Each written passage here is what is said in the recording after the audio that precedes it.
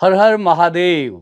जैसा कि आप सभी लोग जानते हैं, आज महाशिवरात्रि है, तो हमारे जितने दर्शक और सब्सक्राइबर हैं, आप सभी को महाशिवरात्रि की हार्दिक शुभकामनाएं।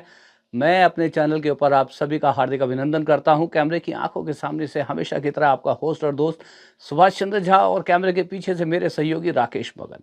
संकेत आ रहे हैं पंजाब से। पंजाब से क्या संकेत आ रहे होंगे? आप सोचेंगे पंजाब से, तो अभी आजकल राजनीतिक गलियारों में तो पंजाब से जो संकेत आते हैं वो आम आदमी पार्टी से जुड़े हुए ही संकेत आते हैं। तो क्या संकेत आ रहे हैं?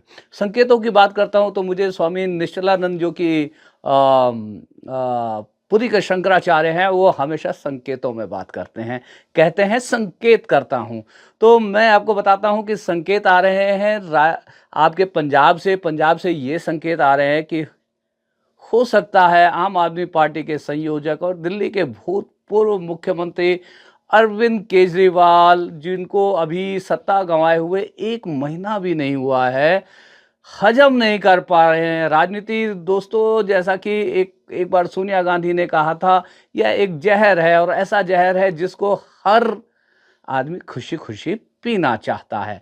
तो राजनीति में शुचिता की बात करने वाले लोग, आंदोलन से निकलकर बनी हुई एक पार्टी, जो कहते थे हम राजनीति करने नहीं आए हैं, राजनीति को बदलने आए हैं, राजनीति को बदलने आए लोग खुद ही बदल गए।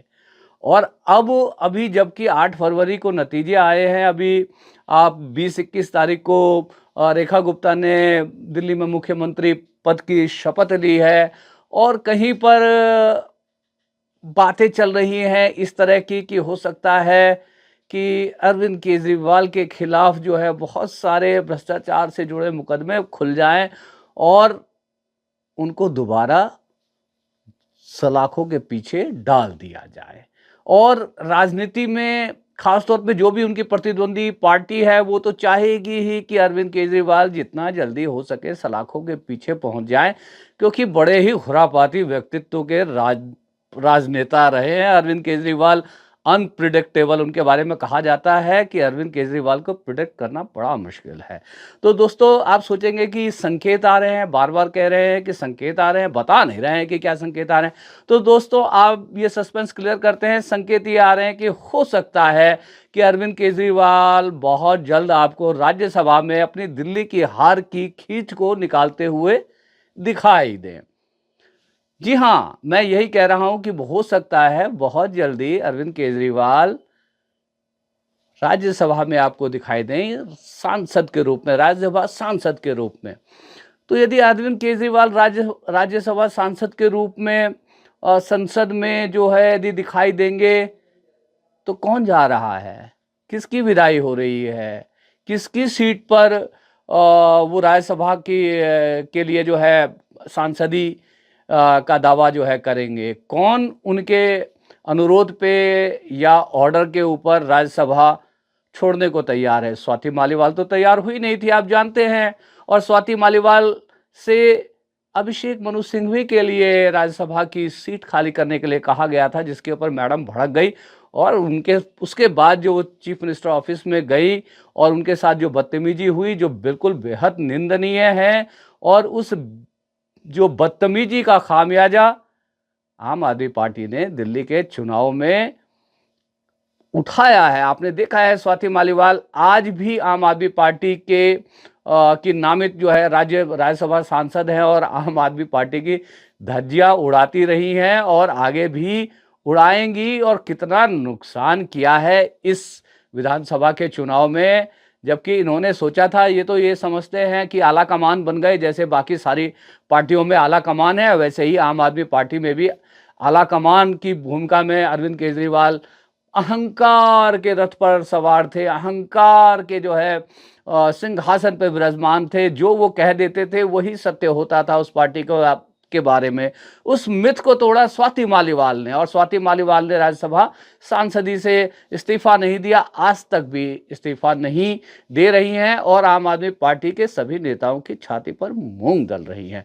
तो दोस्तों, एक और संकेत कुछ अनुमानों से मिलता हुआ दिख रहा है कि यदि आपने नोट किया होगा कि राघव चड्ढा ने जब शादी हुई परिणीति चोपड़ा के के साथ उसके बाद से उनकी राजनीतिक सक्रियता बहुत ही कम हो गई। और आपने देखा होगा कि उससे पहले जिस मुखरता से जो वो भारतीय जनता पार्टी का विरोध करते थे और उनके विरोध में जो बातें जो है रखते थे, चाहे संसद में हो या संसद से बाहर, वो अचानक से आपने देखा होगा कि राघव चड्ढा बहुत लो प्रोफाइल हो गए। बीच में जब क्या कहते हैं, विदेश गायब हो गए, आंखों के इलाज कराने के नाम पर उन्होंने कहा कि यदि मैं विदेश नहीं जाता तो मैं अंधा हो सकता था।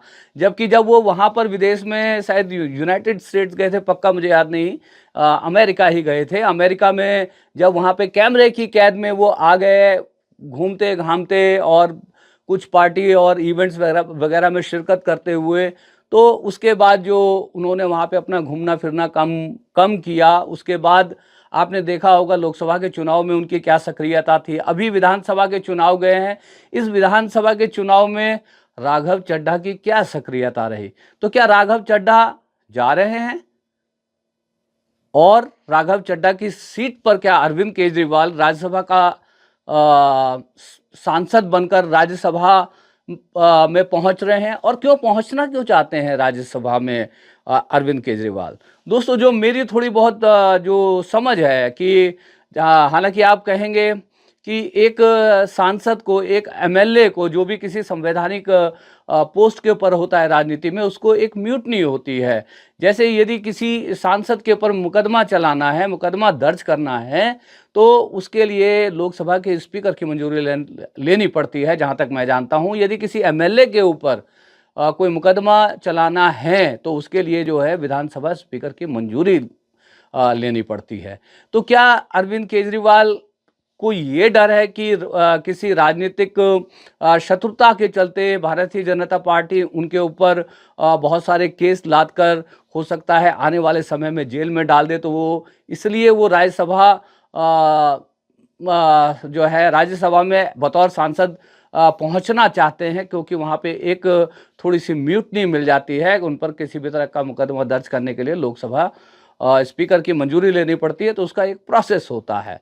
तो अब देखना होगा कि ये अभी जो बात आ रही है, ये संकेतों के जरिए ही आ रही है।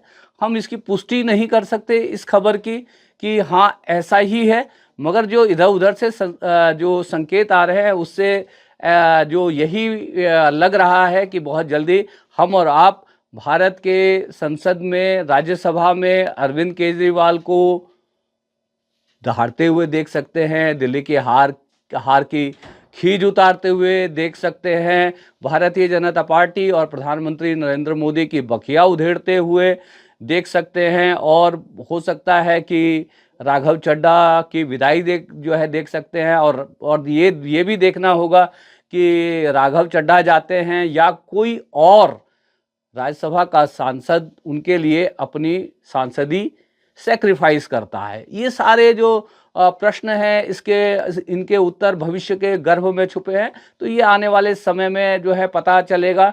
तो हमने जो आपसे छोटी सी बातचीत करी अरविंद केजरीवाल के बारे में कि अरविंद केजरीवाल जो राजनीति बदलने आए थे और खुद ही बदल गए, और मतलब किस तरह से उन्होंने उनका राजनीति में जो मतलब गिरावट आई, उस गिरावट के चलते खास तौर से जो मध्यम वर्ग जो उनसे रूठा, मध्यम वर्ग के रूठने की वजह से ही अरविंद केजरीवाल ने दिल्ली की सत्ता गंवाई।